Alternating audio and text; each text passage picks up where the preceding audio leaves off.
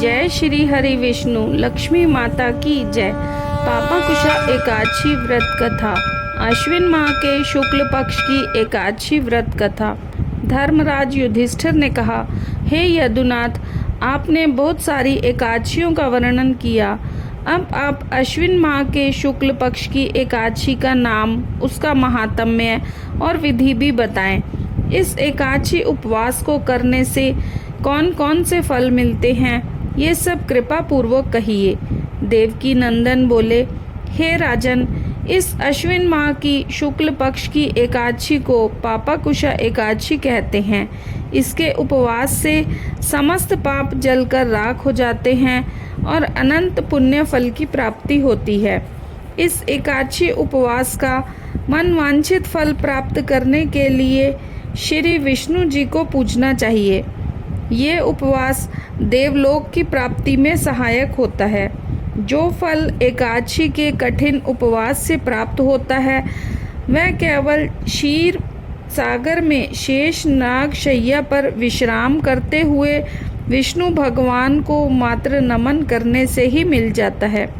इससे प्राणी को यम दुख भी नहीं मिलते।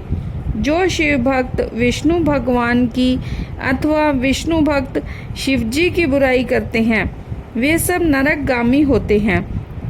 1000 अश्वमेघ यज्ञ और 100 राजसु यज्ञ दोनों का पुण्य फल इस एकादशी के केवल 16वें भाग के बराबर होता है।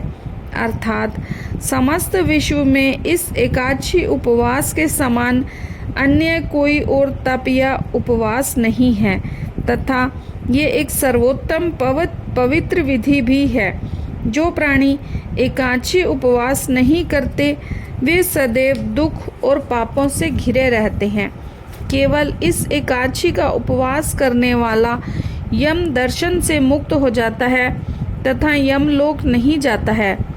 इस एकादशी उपवास के पुण्य प्रभाव से स्वस्थ शरीर, सुंदर और पतिव्रता स्त्री और अपार धन संपदा मिलती है। अनंत में देवलोक प्राप्त होता है। इस एकादशी उपवास के साथ रात्रि जागरण करने वाले को देवलोक प्राप्ति में किसी भी प्रकार की बाधा नहीं आती है। इस एकादशी के उपवासकर्ता के मातृपक्ष और पितृपक्ष के 10-10 पुरुष तथा स्त्री पक्ष की भी 10 पुरुष विष्णु रूप में तथा सुंदर वस्त्र आभूषणों से सुसज्जित हो विष्णु धाम जाते हैं। अश्विन माह में शुक्ल पक्ष की पापाकुशा एकादशी का उपवास नियम व विधि अनुसार करने वाला अंत में हरिलोक प्राप्त करता है। एकादशी को जो मनुष्य ब्राह्मणों को पृथ्वी, अन्न, जल, गौ, उपाहन, वस्त्र तथा छत्र दान में देते हैं, वे भी यमराज दर्शन से मुक्त हो जाते हैं। जो दरिद्र हैं अथवा असमर्थ हैं, उन्हें भी शक्ति के अनुसार कुछ दान पुण्य अवश्य प्राप्त करना चाहिए।